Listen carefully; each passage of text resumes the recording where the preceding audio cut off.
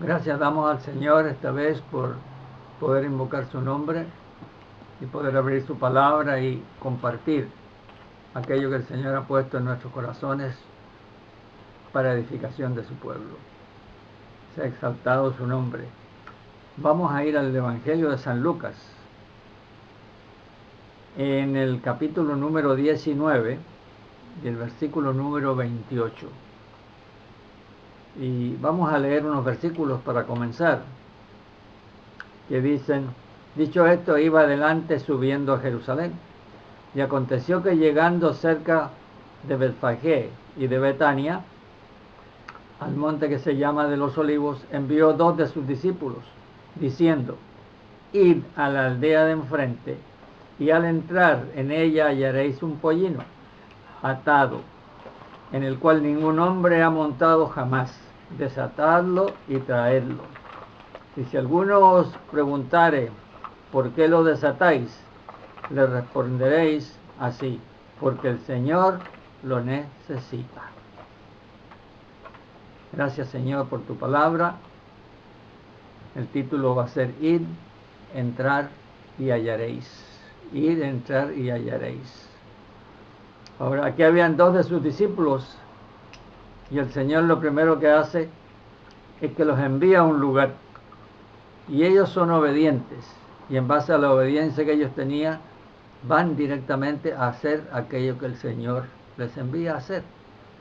Hay muchos discípulos que el Señor los envía a hacer una cosa, pero por el camino se entretienen y se van a otra cosa, o se toman un ratito para esto. Estos fueron directos a hacer lo que el Señor les pidió que hicieran. Y eso es lo que los discípulos estamos llamados a hacer. Aquello que el Señor nos pide que hagamos y nada más. ¿Ve? A ver. Después dice que los discípulos tenían que hacer tres cosas. Tenían que ir a la aldea que estaba enfrente, ¿ve? Y tenían que entrar a la aldea, ¿no es cierto? Y iban a hallar. Entonces, ellos se fueron directo a lo que el Señor les dijo que fueron. Ellos fueron, entraron y hallaron. ¿Y hallaron a qué? Hallaron el pollino. ¿Y qué representa un pollino? Y el pollino estaba atado. Un pollino es un asno, pero este nunca nadie lo había montado, o sea que era un asno nuevo, sin domar, era indomable. Entonces nadie se podía subir arriba de él porque los iba a botar, ¿no es cierto? Pero eso tipifica la naturaleza humana. ¿Cómo éramos nosotros antes de que el Señor viniera a nuestro corazón y nos domara? ¿No es cierto? El pollino representa la naturaleza del ser humano, violenta, que hace lo que quiere y sigue haciendo lo que quiere. Siempre soy yo, y yo, y yo, y los demás no importan, ¿no es cierto? Ahí es donde está. Pero el Señor tratando con cada uno de nosotros, porque le traen al pollino, van a buscar el pollino que jamás alguien había montado, era totalmente indomable, pero les dice dos palabritas: desatadle y traedlo. Estaba atado. Para poderlo traer tenían que desatarlo. Pero ¿cuántas ataduras tenemos nosotros para poder venir al Señor? ¿Recuerdan ustedes que el Señor una vez hizo uno de los milagros y resucitó a Lázaro? Y cuando Lázaro salió de la tumba, salió todo vendado, entero así. Y el Señor mandó y dijo dos palabras: desatadle y dejadle ir. Desatadle y que salga. Y nosotros estamos llenos de ataduras, llenos de cosas que el Señor quiere sacar de nuestra vida y quiere desatarnos. A veces el Señor va a usar otras vidas para que nos traigan al Señor, y el Señor va a usar esas vidas para que nos ayuden a ser desatados. Y esas vidas van a ser hermanos en Cristo, donde el Señor mora Y el Señor usa esos vasos ¿para quién? Para hacer su obra, ¿no es cierto? Para quitar todas las ataduras, todas las ataduras. Entonces, ahí le preguntaron, ¿por qué se están llevando este pollino? ¿Por qué lo desatan? Y la respuesta que el Señor les había dado era, porque el Señor lo necesita. Y los dueños no le dijeron nada y lo dejaron. Fueron pues, dice el versículo 32, los que habían sido enviados y hallaron como les dijo. Y cuando desataban el pollino, sus dueños le dijeron, ¿por qué lo desatáis el pollino? Ellos dijeron, porque el Señor lo necesita. Y lo trajeron a Jesús. Y miren, lo lindo es que lo trajeron a Jesús porque el Señor iba a hacer algo especial con este pollino. Iba a hacer algo especial con este pollino. Lo primero es, dice que, y habiendo echado sus mantos sobre el pollino, lo primero que hicieron es echar, ¿qué cosa? Sus mantos sobre el pollino, y después subieron a Jesús encima. ¿Y qué tipificará esto de echar los mantos sobre el pollino? Si usted va conmigo, primero vamos a ir al Evangelio de San Juan, en el capítulo 19,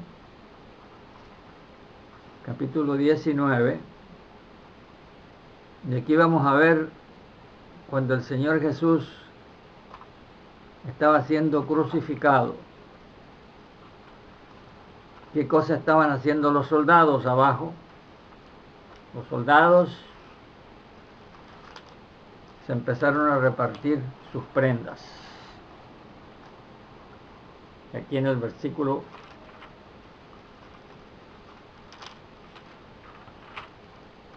capítulo 19, versículo 23. Dice, cuando los soldados hubieron crucificado a Jesús, tomaron sus vestidos e hicieron 4 partes, una para cada soldado. Una para cada soldado. Tomaron sus vestidos. ¿Qué tantos vestidos tendría el Señor que si ya lo habían quitado, le habían quitado todo? Tomaron también, dice, su túnica. Y mire lo que aquí dice. La cual era sin costura, de un solo tejido, de arriba abajo. Entonces dijeron entre sí, no la apartamos sino echemos suerte sobre ella, a ver de quién será. Esto fue para que se cumpliese la escritura que dice, repartieron entre sí mis vestidos, y sobre mi ropa echaron suertes. Y así lo hicieron los soldados. Pero fíjese la clase de túnica que él tenía. El manto, la túnica es lo mismo. No tenía costura. Era de un tejido, dice. De un solo tejido, de arriba abajo. ¿Sabe lo que significa el manto o la túnica? Significa la cobertura que uno tiene. Y el manto, la túnica que el Señor tenía, dice que era de un solo tejido, de arriba abajo. O sea que la cobertura no era simplemente la cobertura natural que él tenía, sino que era la cobertura de arriba, venía del cielo hacia abajo, venía del Señor. El Señor era su cubierta. El Señor era su cubierta, ¿no es cierto? El Señor era su cubierta. Entonces, pero esto a la vez, vamos a ir a mirar una profecía que hay en el libro de Zacarías. Es importante que lo veamos. Libro de Zacarías, capítulo 9, versículo 9. Dice, alégrate mucho, hija de Sión, da voces de júbilo, hija de Jerusalén. He aquí tu rey vendrá a ti, justo y salvador, humilde y cabalgando sobre un asno, sobre un pollino, hijo de asna. Un pollino, hijo de asna. El profeta Zacarías está pintando el cuadro que el Señor iba a experimentar en este momento. Él iba a montar sobre un pollino para entrar ¿dónde? Entrar en Jerusalén, para entrar en Jerusalén. Entonces, ahí está la profecía. Pero ¿qué cosa acontece? ¿Qué cosa acontece ahora? ¿Qué cosa acontece? Que la gente sacó sus mantos, porque lo trajeron a Jesús, y echando sus mantos sobre el pollino, subieron a Jesús encima. Jesús se sentó sobre los mantos de los discípulos. ¿Qué significará eso? Eso significa que el Señor quiere tomar el trono. El Señor se estaba entronando. Los discípulos sacaron sus mantos, sacaron su cubierta, sacaron lo que ellos eran. El manto tipifica la cubierta, lo que uno es. Ellos se sacaron los mantos, se rindieron al Señor en otro aspecto y le dijeron: Señor, toma todo el trono de mi corazón. Toma el trono de mi corazón. Toma el trono de mi corazón. Eso es lo que le dijeron a ellos al sacar los mantos. Ahora, pero no todos pudieron poner los mantos arriba, pues los discípulos eran 12 y había mucha otra gente que eran discípulos también que le seguían. No eran solamente ellos, ¿no es cierto? Los 11 o los 12, eran 12, pero Judas lo había traicionado y Judas yo creo que no iba aquí en este grupo, ¿no? Pero eso no lo sabemos. Ahora dice: y a su paso tendían sus mantos por el camino. O sea que había muchos otros, los que estaban ahí, que estaban viendo lo que Jesús hacía, que estaba sentado en un pollino porque iba a ir a dar su vida por ellos. Tendían sus mantos también sobre el camino. Tendían sus mantos sobre el camino. Ahora, cuando llegaban ya, dice, cerca de la bajada del monte de los Olivos, toda la multitud de los discípulos, gozándose, comenzó a alabar a Dios a grandes voces por todas las maravillas que habían visto. Ahora, cuando el Señor toma el trono de su corazón y toma el trono del corazón mío, ¿qué cosa es lo que nosotros hacemos? Alabamos al Señor, adoramos al Señor, nos rendimos ante su presencia, y eso es lo que ellos hacían, ¿no es cierto? Sin darse cuenta, estaban haciendo lo que tenían que hacer porque el Señor es el que estaba guiando todo esto, ¿no es cierto? Toda la multitud de los discípulos, ¿quiénes eran? Los discípulos. Se gozaron y comenzaron a alabar a Dios a grandes voces por todas las maravillas que habían visto. ¿Ve? Tendían sus mantos unos y otros empezaron a gozarse y a alabar y bendecir a Dios. Bendecir a Dios. Bendecir al Señor. Ahora, si nosotros miramos un poquito ahora, vamos al libro de Apocalipsis, en el capítulo 19.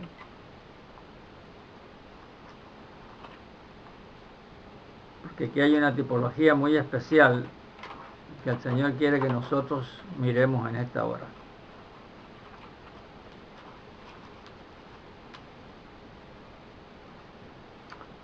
Cuando Jesús viene por segunda vez, en la segunda venida,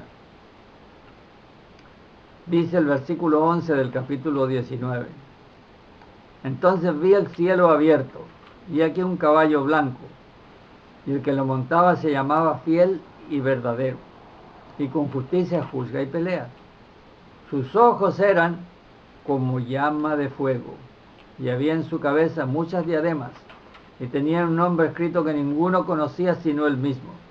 Estaba vestido de una ropa teñida ¿de qué cosa? De sangre, y su nombre es el Verbo de Dios. En el principio era el Verbo estaba con Dios y el Verbo era Dios.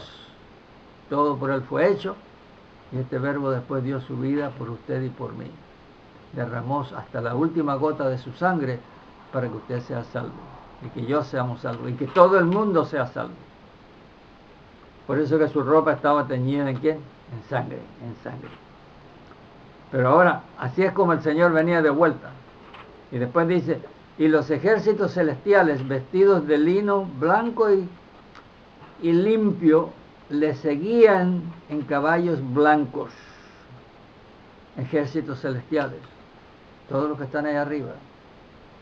Estaban vestidos de lino finísimo también. El lino tipifica las acciones justas de los santos. Y lino fino. Nosotros hemos sido lavados con su sangre. Y quién sabe si nosotros mismos vamos a formar parte de este ejército celestial para cuando el Señor venga en esta segunda venida. Solo el Señor lo conoce. Pero dice el versículo 15, de su boca sale una espada aguda para herir con ella a las naciones. Y él las regirá, dice, con vara de hierro. Y él pisa el lagar del vino del furor y de la ira del Dios Todopoderoso. Y en su vestidura y en su muslo tiene escrito este nombre: Rey de Reyes y Señor de Señores. Rey de Reyes y Señor de Señores. Rey de Reyes y Señor de Señores. Ahora, donde estábamos leyendo allá en el Evangelio de Lucas, ¿qué cosa decía? Bendito el Rey que viene en el nombre del Señor. Paz en el cielo y gloria en las alturas. Entonces uno dice, bendito el Rey que viene. ¿Sabría esta gente que era el Rey que venía? ¿O era el Señor que ponía palabras en la boca de los discípulos para que cantaran? ¿No es cierto? Ahora, si nosotros vamos al Salmo número 48, por favor. Salmo número 48, que se entona, es un himno lindo, que se canta. ¿Y qué cosa es lo que dice? Grande es ¿quién? Jehová. ¿Y digno de qué cosa dice? De suprema alabanza. En gran manera, dice, digno de ser en gran manera alabado en la ciudad de nuestro Dios, en su monte santo.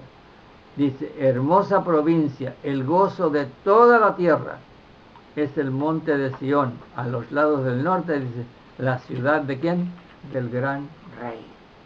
Venía el gran rey, la ciudad del gran rey. Ahí está, el Señor venía, ¿no es cierto? Y aquí en este salmo tipifica también lo que está aconteciendo, ¿no es cierto? Ahora, el Salmo 24, si ustedes son tan amables aquí, un poquito antes, Salmo 24, nos habla también del Rey, ¿no es cierto? Y aquí nos dice,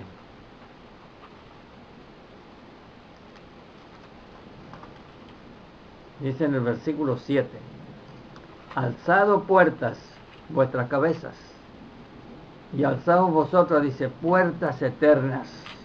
¿Quiénes serán esas puertas eternas? Donde el Señor ha entrado, donde el Señor está con nosotros, ahí siempre. Nosotros somos parte de esas puertas, porque el Señor entró también. Y entrará el ¿qué cosa? El Rey de Gloria. El Rey de Gloria. ¿Quién es este Rey de Gloria? Jehová el fuerte y valiente, Jehová el poderoso en batalla.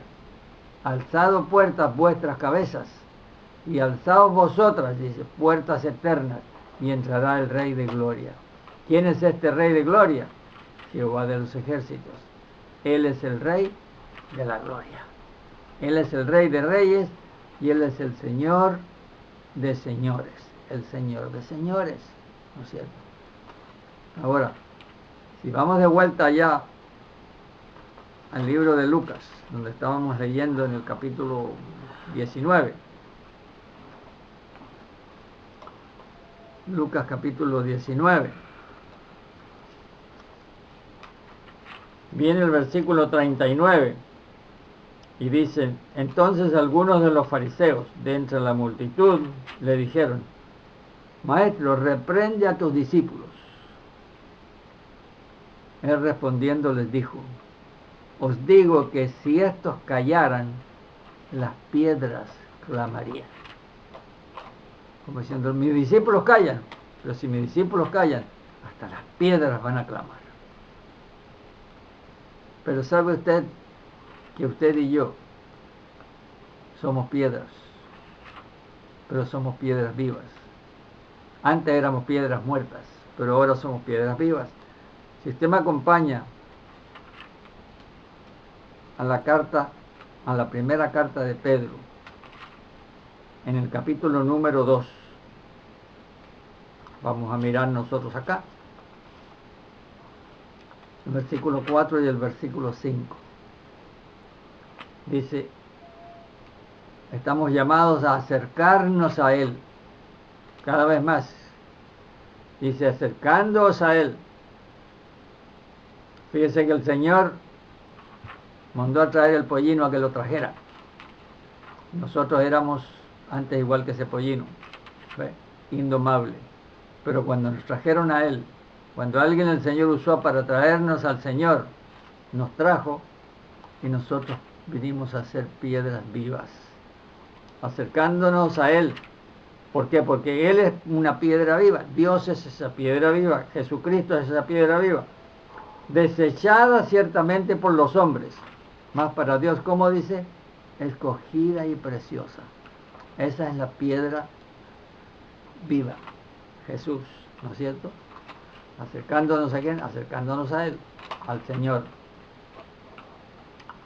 Ahora dice, vosotros también, usted que está escuchando, sea hombre, sea mujer, y yo, dice, vosotros también como piedras vivas, dice, sed qué cosa, sed edificados como casa espiritual y sacerdocio santo, para ofrecer sacrificios espirituales aceptables a Dios, ¿por medio de quién? De Jesucristo. Sacrificios espirituales aceptables a Dios, ¿por medio de quién? De Jesucristo. ¿Y qué querrá decir esto? Jesús es la piedra de ángulo, Él es la piedra viva. Nosotros estamos edificados sobre Él. Y porque Él es la piedra viva, nosotros somos piedras vivas. Pero como piedras vivas estamos llamados a ser edificados. Vamos siendo edificados, ¿no es cierto? Las piedras se usan para ser edificados, pero en un templo que no es un templo hecho a mano, es un templo espiritual. En el Antiguo Testamento hicieron un templo, y dice allá en la Escritura, dice que traían las piedras ya acabadas, que no había necesidad de martillos, ni de cinceles, ni de que rompieran nada, sino que las piedras encajaban una al lado de la otra. Pero no dice, como ahora que nosotros en el Nuevo Testamento somos piedras vivas, porque la piedra viva que se llama Jesús mora en nuestros corazones. Entonces, así estamos siendo nosotros, ¿qué cosa? Edificados como casa espiritual y sacerdocio santo. Casa espiritual y sacerdocio santo. Y sacerdocio santo. ¿Para qué? ¿Qué cosa hace un sacerdote? Ofrece sacrificios espirituales. Pero todos los sacrificios tienen que ser aceptables a Dios. Hay gente que ofrece muchas cosas, pero Dios quiere que sean sacrificios espirituales, aceptables a Dios, ¿por medio de quién? De Jesucristo. Si no es por medio de Jesucristo, nada es aceptable para Dios. Antes de nosotros conocer a Cristo, tratábamos de ofrecerle sacrificios a Dios. ¿Usted cree que eran aceptables si no eran por medio de Jesucristo? No como lo dice esta Escritura. Esta Escritura dice, aceptables a Dios por medio de ¿quién? De Jesucristo. De Jesucristo. Ahora, si usted me acompaña al libro de los Hebreos, en el capítulo 13.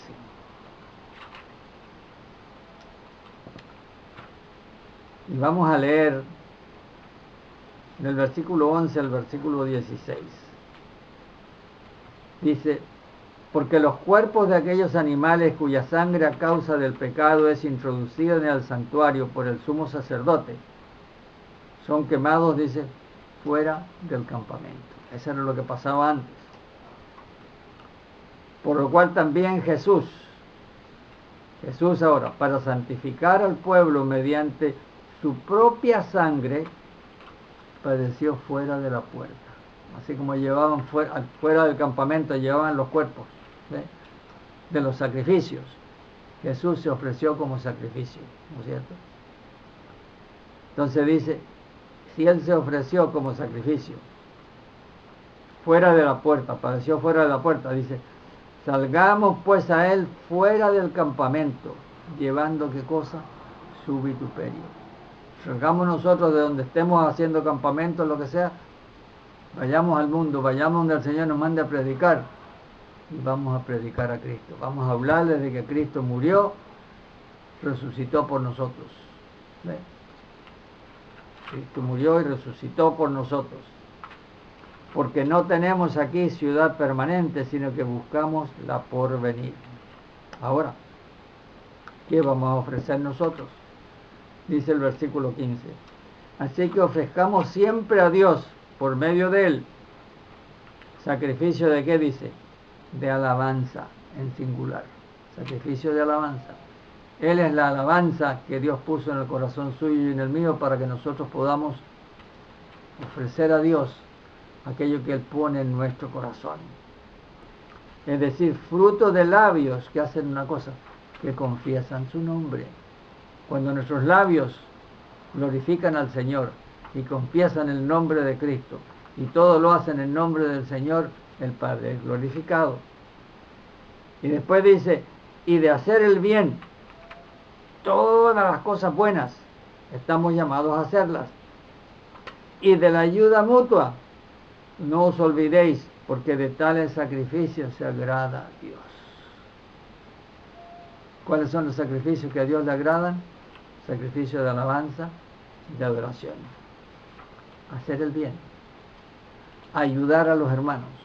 Y ayudar a los que no son hermanos, a los que Dios le pone en el camino para que vengan a conocerle a Él. ¿No es cierto? Porque de tales sacrificios se agrada Dios. Se agrada Dios. Se está agradando Dios.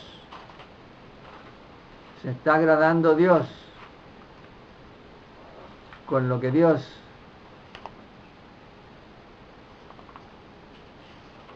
está recibiendo de usted.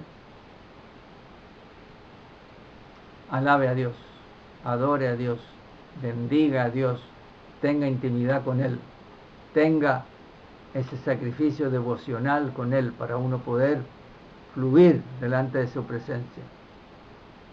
Dice después, hacer el bien. ¿A quién usted le va a hacer el bien? A todo lo que Dios le ponga al lado. La persona que Dios le ponga al lado, haga lo bueno, haga el bueno. Y después dice, y la ayuda mutua. Y ayude a hacer el bien y la ayuda mutua. Porque de tales sacrificios se agrada Dios. Que nosotros podamos en esta tarde ofrecer ese tipo de sacrificios y nosotros podamos regocijarnos porque el Señor dio su vida por cada uno de nosotros. Él dice que le dijo a sus discípulos al principio de lo que compartíamos hoy, que fueran a un pueblo, que entraran y que iban a hallar un pollino atado, totalmente indomable, que nadie lo había montado, y sin embargo el Señor lo montó y no corcovió para nada, le hizo nada. Le pusieron los mantos arriba, el Señor se sentó arriba, el tipo mansito. ¿Por qué? Porque era algo que Dios había preparado. ¿Saben para qué? Para que se sentara el Hijo de Dios, el Hijo del Hombre. Así que el Hijo del Hombre se está sentando en el corazón suyo, y en el día hoy hoy día se está sentando en su corazón y en el mío. Usted se atreve a sacar el manto de su corazón hoy día y ponérselo en el camino, o ofrecérselo a Él para que Él se entrone en su corazón. Y usted pueda darle cabida y decirle: bendito el Rey que viene, en el nombre del Señor. Hágalo. Y usted va a ver que el Señor va a ser el Rey de su vida de ahora en adelante. Y usted va a tener la paz que sobrepasa todo entendimiento. Orémosle al Señor. Señor, gracias por tu palabra. Gracias, Señor, por habernos redimido. En esta hora te ponemos, Señor, delante de ti el manto de nuestro corazón. Y te pedimos, Señor, de que tú te entrones en cada uno de nosotros. Tú seas el Señor y el Rey de nuestras vidas. Y así nosotros podamos glorificar tu nombre. ¿Sí? Y tú ser exaltado para siempre como el Rey de Reyes y el Señor de los Señores. En el nombre de Jesús. Amén.